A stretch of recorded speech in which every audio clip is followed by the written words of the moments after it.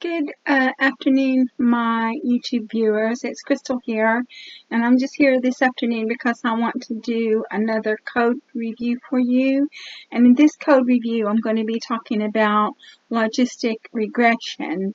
And in logistic regression, I'm going to be using a homemade logistic regression, a made from scratch logistic regression, and then I'm going to use sklearn's off-the-shelf logistic regression.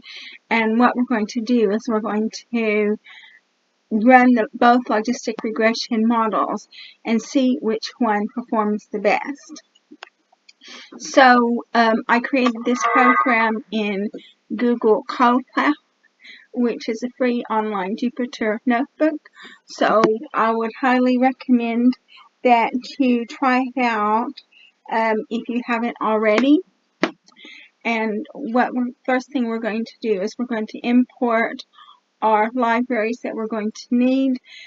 We're going to import NumPy as NP, and that's a numerical computation library that also creates NumPy arrays. And then we're going to import pandas as PD, which is a data processing library that creates data frames. We're going to create matplotlib.pyplot as PLT, which is a graphics library and plots the data points onto a graph. And then we're going to import sklearn as SNS, which is a statistical library that, in addition to plotting the data points onto a graph, it also provides statistical information. And after we have imported our libraries, the next thing that we're going to do is we're going to use pandas to read in the CSV file. And I got the CSV file from a GitHub account in somewhere on the internet, and the CSV file is going to be converted to a data frame. This data frame is going to be called data. So you can see right here, this is the data frame that has been created. And then what I wanted to do is I want to shuffle the data frame, because to make sure that everything in it is random. So from sklearn.utils import shuffle data equals shuffle data. So now the data frame is shuffled, and that will help to improve the accuracy of the model. So we also want to check to see if we've got any null values. So do data.isNull.sum, and we don't have any null values. So the next thing we're going to do is we're going to check the label and use sklearn to check the label. So sns.dispplot brackets data.ilog square brackets colon comma 4 square brackets brackets, and so you can see that we have more zeros than we have ones. And so what this is this is a data set where they check to see if a person is going to buy an SUV. And so more times than not,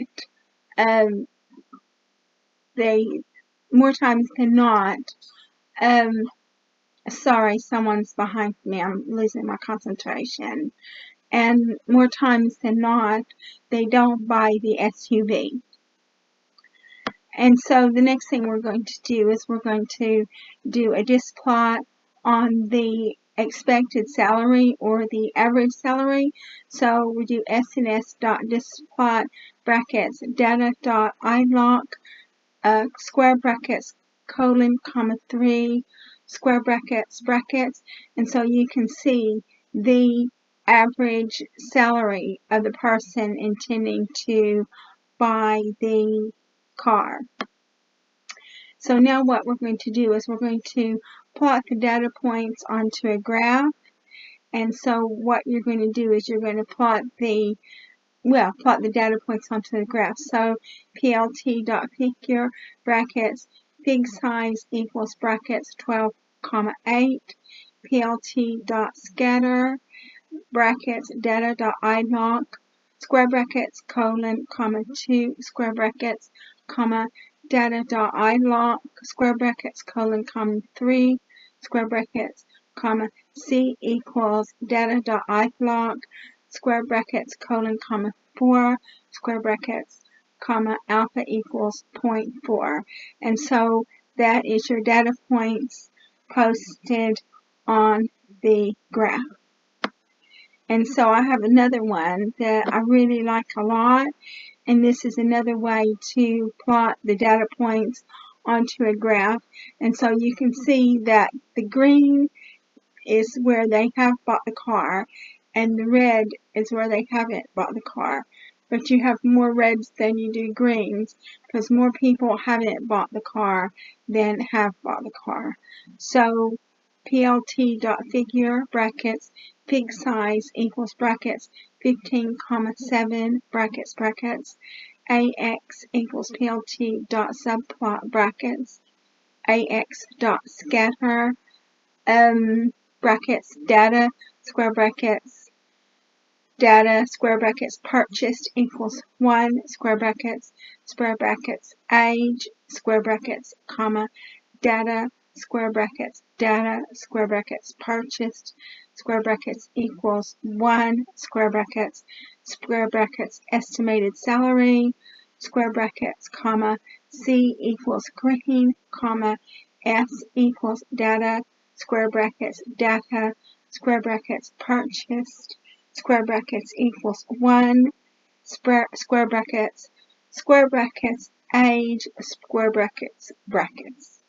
And then the next line is exactly the same as the first line that I just talked about, except for the color is red instead of green, and the number is 0 instead of 1.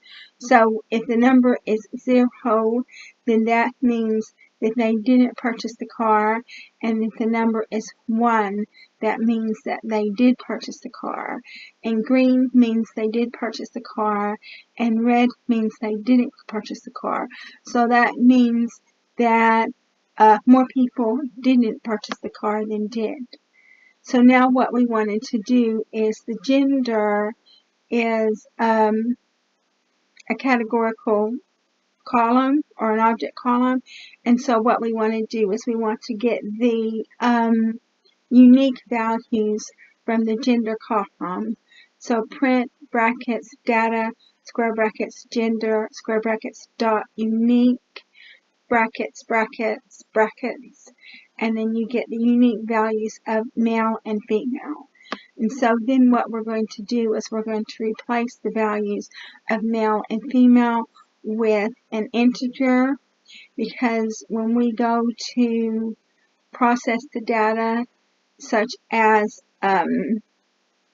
train the data into the model, it will not accept a string.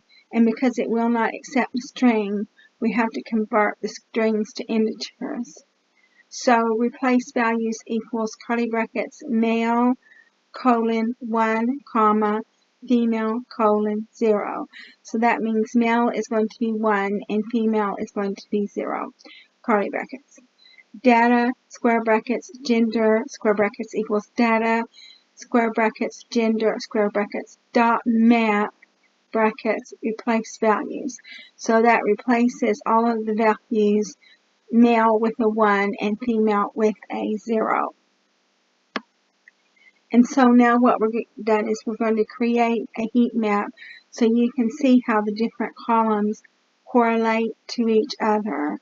So plt.figure brackets fig size equals brackets 6 comma 4 brackets cmap equals data.core brackets SNS heat map brackets cmap brackets. So you've got your cmap, and you can see that most of the columns do not have a high correlation to each other.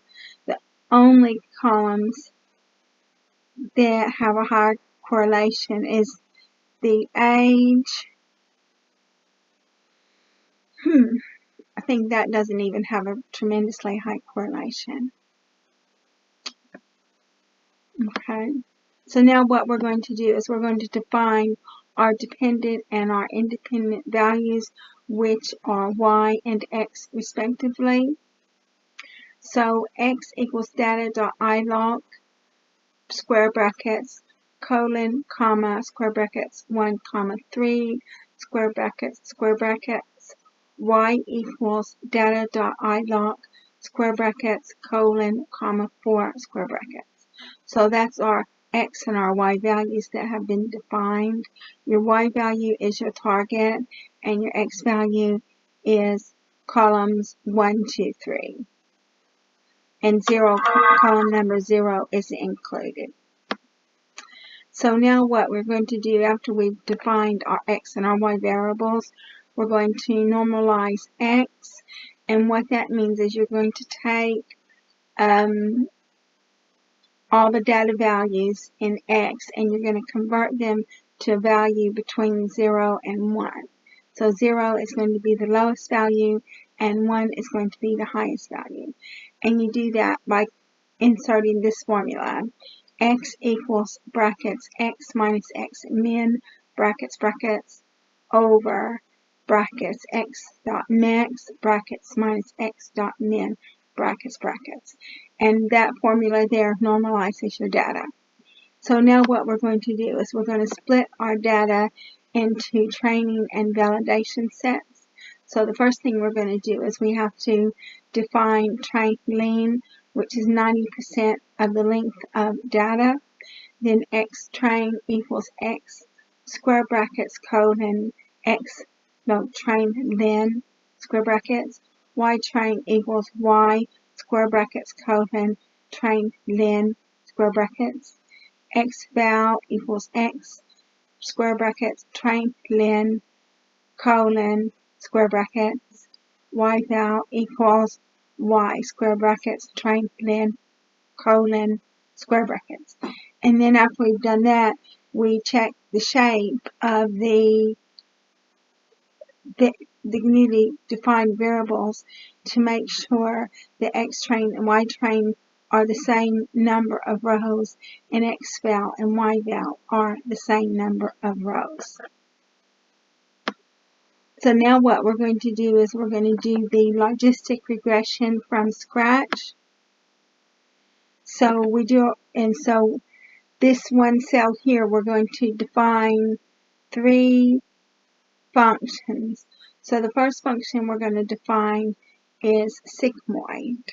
So def sigmoid bracket scores colon return 1 over brackets 1 plus np.exp negative scores brackets. And then the next function we're going to define is log likelihood, which takes features, targets, and weights as an input. So scores equals np dot brackets features comma weights. LL equals np dot sum target times scores minus np dot log brackets 1 plus np dot exp brackets scores brackets, and then it returns LL. And then the next function we're going to have is the logistic regression function, which accepts features, target, number of steps, learning rate, add intercept equals false. It says if add intercept colon intercept equals np dot ones brackets features dot shape brackets 0 brackets, those are square brackets by the way, comma 1 brackets features equals np dot h stack brackets intercept comma features brackets. And then weights equals np dot 0 brackets features dot shape square brackets 1 square brackets. For a step in x range brackets num steps colon scores equals np dot brackets features comma weights brackets predictions equals sigmoid brackets scores brackets. So now we're going to update the weights with the gradient. Output error signal equals target minus predictions. Gradient equals np dot dot brackets features dot capital T comma output error signal brackets. Weights equals weights plus learning rate times gradient. Now we're going to print the log likelihood every so often. If step percentage 10,000 equals 0 colon print brackets log likelihood brackets features comma target comma weights brackets brackets, and then you return your weights. So X range equals range. Weight equals logistic regression brackets X train comma Y train comma num steps equals 20,000 comma learning rate equals 5e-5 comma add intercept equals true brackets. And then we're going to go to the next cell. Data with intercept equals np.hstack brackets brackets np.ones brackets brackets xtrain.shape square brackets 0 square brackets comma 1 comma xtrain brackets brackets. Score equals np.dot data with intercept comma weights brackets. Preds equals np.round brackets sigmoid brackets score brackets brackets. So print accuracy from scratch, and then it says curly brackets 0 dot format brackets brackets preds equals y train dot sum dot s type float in brackets over len brackets preds brackets brackets brackets, and that gives you an accuracy from scratch of 76.94%. Data with intercept dot hp stacked np.ones xval dot shape or in square brackets comma 1 brackets brackets comma xval brackets brackets. Score equals np.dot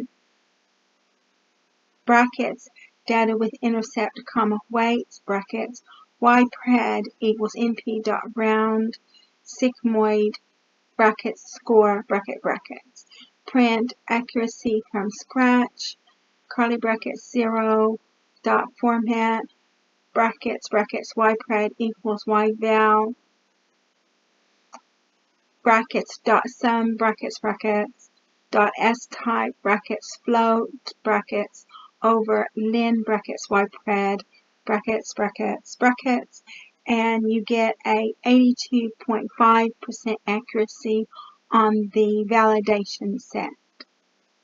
Now we're going to do the confusion matrix, and so from sklearn.metrics import confusion matrix. CM equals confusion matrix brackets yval comma ypred print brackets confusion matrix colon and then quotation marks comma CM. So there's your confusion matrix. You had 25 zeros and no false zeros. You had 8 ones and 7 false ones. So there was clearly a class imbalance in this particular example, in this particular case, and other class imbalance. You had 8 people that were correct, 8 ones that were correct, and 7 that were 0 that should have been ones. And now you're going to print your classification report. So from sklearn.metrics import classification report, print brackets classification report brackets yval comma ypred brackets brackets. And then so you get your classification report, and it gives you the precision, the recall, the F1 score, and the support.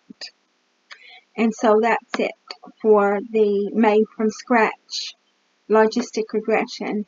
And now what we're going to do is we're going to take the logistic regression off the shelf and use sklearn's model. So from sklearn.linear model import logistic regression, model equals logistic regression, brackets random state equals 42, max iter equals 5000, class weight equals balanced, C equals 1, solver equals liblinear, brackets, dot fit, brackets x train y train, print brackets model dot score, brackets x train comma y train, and you have a 64.4% accuracy, which is less than the made from scratch logistic regression, definitely 12 points lower than the made from scratch logistic regression. So now what we're going to do is we're going to predict on the validation set. So ypred equals model.predict brackets xval brackets print brackets model.score brackets xval comma yval brackets, and so you have a 67.5% accuracy, and that is about 15 points less than the made from scratch logistic regression. And I did try many different, I did try to tune the parameters the best I could to get the best reading that I could get. The only thing that I didn't do is I didn't do grid search CV, but I could go back and do grid search CV to see if I can improve this score. So we're going to predict on our validation. So we've already predicted on our validation set. So we're going to call up the confusion matrix, and it's exact same code that we used before. So you had 16 zeros and 9 of them were false negatives, and you had 11 ones and 4 of those were false positives. And we're going to print up the classification report, and on the classification report you get your precision recall F1 score, and you can see that the accuracy of sklearn's off-the-shelf logistic regression is much less than the made from scratch logistic regression. But when I finish this code review, I'm going to do a grid search CV and see if I can improve the accuracy with a grid search CV, because that's the next thing that you can do. Even though I did tune the parameters, maybe if I put it on grid search CV, maybe something will happen where I can improve my score by 15 points, which is what I would like to do. So that concludes this video for logistic regression, where we compared made from scratch logistic regression with off-the-shelf logistic regression from sklearn. And in this particular instance, the made from scratch logistic regression performed better than sklearn's. But what I'll do is I'm going to put it on grid search CV, see if that will improve my accuracy. And if it improves my accuracy, I will let you know in a blog post. So you'll find out if you read my blog post. So thank you very much for watching this video. I look forward to making more videos for you in the future. If you like this video, please like, subscribe, and share. I would like to thank my subscribers for supporting my channel. And thank you again for watching my video. And I will see you or communicate with you the next time.